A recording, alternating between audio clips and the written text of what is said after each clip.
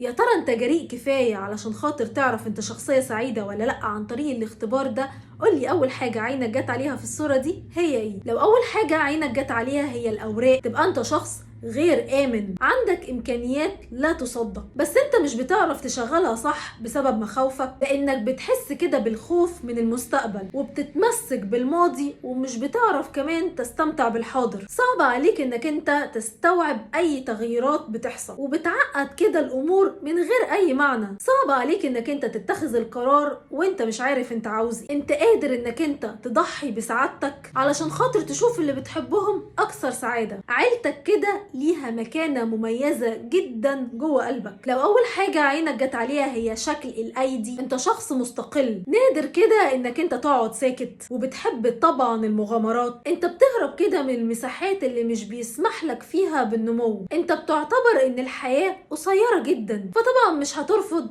اي خطة، وبتعيش كده ايامك وكأن مفيش بكرة. انت مش بتشيل اي ضغينة لاي حد، وبتميل انك انت تكون متسامح بسهولة. انت بتنشر كده الفرح وعايز الجميع يكونوا جنبك. قولولي في الكومنتات شفتوها ايه؟